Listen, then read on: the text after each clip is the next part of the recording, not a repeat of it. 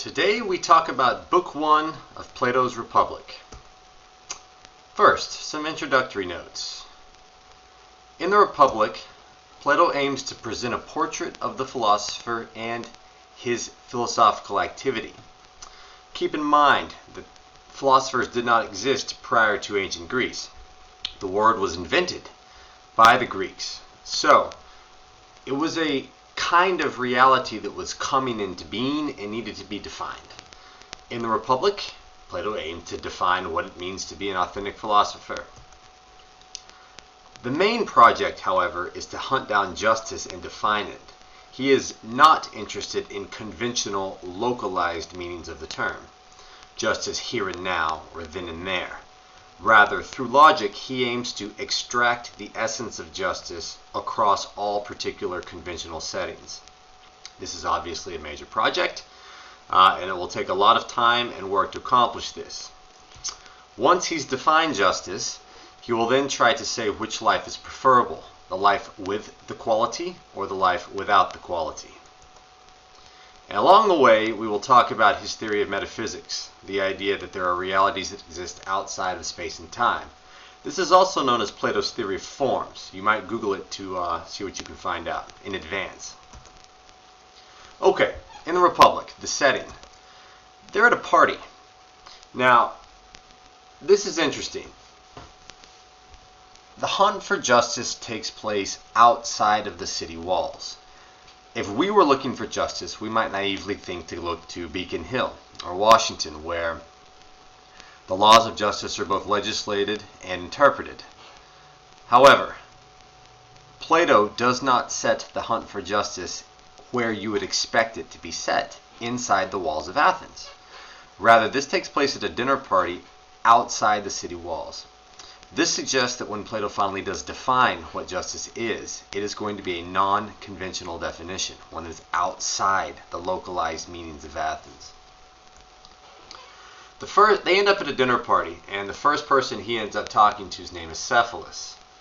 And Cephalus is an elderly rich individual, and Socrates starts to ask him what the greatest benefit of wealth is. Now, how does he respond? He essentially says that wealth is what allows him to avoid unintentional deceit. And it's what allows him to fulfill his obligations to both gods and men. So, let's restate that. Wealth is what allows you to be honest and to fulfill your debts, whether it's to your children, or to the government, or to your friends, or to the gods. But telling the truth and fulfilling your debts is what it means to be just. So, if money is what allows you to do those things, then money is also what allows you to be just. So Cephalus is suggesting that there's a correlation between one's economic position and one's moral character.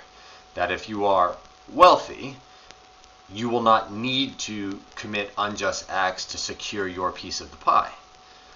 So wealth is what will enable you to keep your character clean. Now, this is not saying that all wealthy people are good and all poor people are bad. It simply suggests that wealth enables one to be morally good easier than should you start poor, which is an interesting idea. If you Google crime statistics in impoverished communities, there really does seem to be some sort of correlation between low economic standing and crime. So, what does Socrates think about this? Obviously, he doesn't like it. And he starts to cross-examine Cephalus, at which point Cephalus leaves. That doesn't mean that Cephalus wasn't onto something, that in some way that our economic rank shapes our moral experience. That'd be a good paper topic, or at least something to think about on the discussion boards. At this point, Cephalus' son comes in and reaffirms what his father said. To be just is to fulfill your obligations, to pay your debts. But what we owe different people differs. I owe a friend love, and I owe an enemy hate. So if to be just is to simply render to others what you owe them, and you owe an enemy if you owe an enemy hate and a friend love, well then to be just is to do good to one's friends and harm to one's enemies. Socrates likes Polemarchus more than Thrasymachus, and Socrates behaves sort of gently to Polemarchus and sort of refutes him kindly. At which point in time, Thrasymachus enters into the conversation. This is our villain of the book. Now, he has a low opinion of philosophy before they even start talking. He accuses Socrates of someone who deconstructs other people's arguments without offering one of his own. Now, that is actually true in some respects. But as you will see as the book progresses, Socrates will in fact ultimately give an argument of his own. So what is Thrasymachus' initial definition of justice? It is that justice is nothing but the advantage of the stronger. Now, what does this mean? This has two meanings. The first is the idea of conventional justice, just that the strong are the ones who make the laws, and most likely they will make laws that are in their own interest. For example, when Democrats control all aspects of the United States government, they will make laws in the interest of the Democratic Party, and it will be legal for everyone, both Democrat, Republican, and Independent, to follow the laws. This simply means that the strong make laws that are in their own interest and is thereby just when the weak obey the laws that are in the interest of the stronger party. Another way to look at it is if you have a bunch of wealthy folks making laws about economic policy, they're most likely going to make laws that protect their own wealth from everyone else rather than laws that give their own wealth to everyone else. So this is the idea that people use power to protect and increase their own power. Now, obviously that seems about right in a lot of different cases. You can think of that, you can do some reflecting on whether or not you think that's completely accurate or not, but there's definitely some truth behind what Thrasymachus says in contemporary experience. But this idea of justice being the advantage of the stronger party has a second, darker meaning. It's the moral and ethical position that might makes right. It's the idea that if one can do something, one has the moral right to do something. So go back for a second to what Polemarchus said. Justice is helping one's friends and harming one's enemies.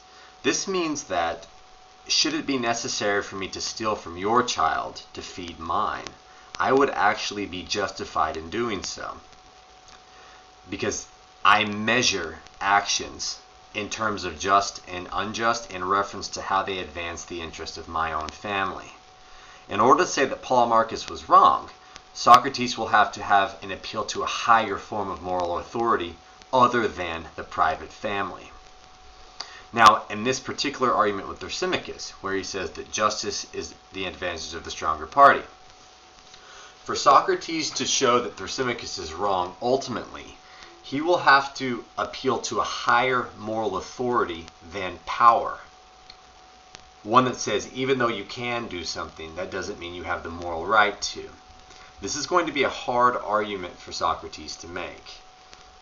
So just be aware of that. So to repeat, the second meaning of it is justice is the advantage of the stronger party simply means that you have a lion and you have a gazelle, and by nature the lion is what he is, and by nature the gazelle is what he is. And the natural order is for the strong to use the weak to fatten themselves. In order for Socrates to show that that's wrong, he will have to say there is a higher level of justice that supersedes human strength. And that, again, will be a tough argument for him to make. Thrasymachus' view is that each human being desires to be the center. It's sort of like the sun and the planets. Between the earth and sun, the sun is what defines the earth's motion, when it can move, where it moves. There's something weird or unnatural about saying the earth should determine the motion of the sun, while the sun is the stronger party. Likewise, those individuals with strength, whether it's wealth or beauty or physical power or some combination of all of aspects of strength, Thrasymachus argues that stronger individuals are like the sun. and they have the moral right to define weaker individuals around themselves. So, Socrates will have his work cut out for him as the book progresses, dealing with that view of what justice is. Now, Socrates has no trouble refuting Thrasymachus. That does not mean he offered an argument of his own. This simply means that he's shown that in some way Thrasymachus' own argument is deficient.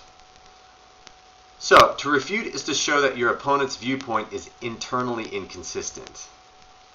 By a series of well-designed questions, Socrates often refutes the people he's talking to on his way to find the underlying meaning of reality. Socrates does not need to offer his own views in order to refute someone else's.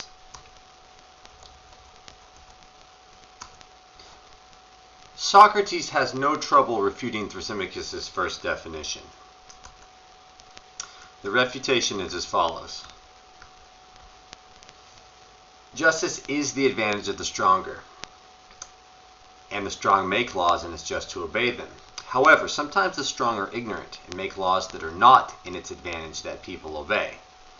Therefore, when people obey these laws, their actions are just, according to step 2, but due to the ignorance of the lawmakers, the obedience to law is not actually in the interest of the lawmakers. Therefore, sometimes what is just is not the advantage of the stronger party. So, Socrates gets him to contradict himself. At this point, Thrasymachus says, if lawmakers make bad laws, that just reveals that they were actually weak and did not have the right to be ruling in the first place. That any true, authentic ruler would never make a law to their own disadvantage. And should they, it would then be right for the peasants to revolt and cut their heads off. Or, you know what I mean, revolt. How does Socrates respond? This is probably the best part of Book 1. The idea is that things like teachers and firemen exist because there's a social need to. So, teachers exist because there's a need for students to be taught. Firemen exist because there's a need for what firemen produce. So, strictly speaking, to be a teacher isn't simply to earn money, or to be a fireman to earn money. You can earn money while being a teacher, but the essence of teaching is not connected to the essence of money making. I could teach and not earn any money, or I could be a doctor and not require my patients to pay, sort of like Doctors Without Borders or some of these volunteer organizations. The art of medicine and of teaching and of firefighting is not necessarily connected to the art of wage earning. Now, where does he go with this? Insofar as I'm a true teacher, I always place the interests of my student first, because that's why I exist. Teachers don't exist to serve themselves, they exist to serve their student. Likewise, insofar as I'm a true doctor, it is my primary objective to heal the patient, not pad my own wallet. So Thrasymachus actually got it backwards. A true ruler does not exist to serve himself any more than a true teacher exists to serve himself. Rather, it's the reverse. A true ruler always serves the interest of those whom they're ruling first. So, Thrasymachus has now been refuted twice, and at this point in time he actually blushes. He says that the political ruling art is not like medicine, where the doctor takes care of his patient. He says it's much more like the art of shepherding to sheep. The idea is that it's much more like a farmer raising sheep to slaughter and butcher them than it is a doctor healing the patient. So we're starting to understand Thrasymachus' psychology a little bit. Are human beings just things, just tools with which other people accomplish their own private goals? If you're Thrasymachus, the answer is yes. If you're strong enough to be a shepherd for the world, then you can raise the world in order to use it for your own private goals. He essentially says that the unjust life is happier than the just life, which forms the main question of the book. Book 1 ends in aporia. Socrates logically refutes Thrasymachus on multiple occasions, and yet Socrates never defined what justice was. He made a logical error. You can't say which life is preferable without first stating what the thing is that you're talking about. So Socrates will have to define justice first before he has the right to say the just life is better than the unjust.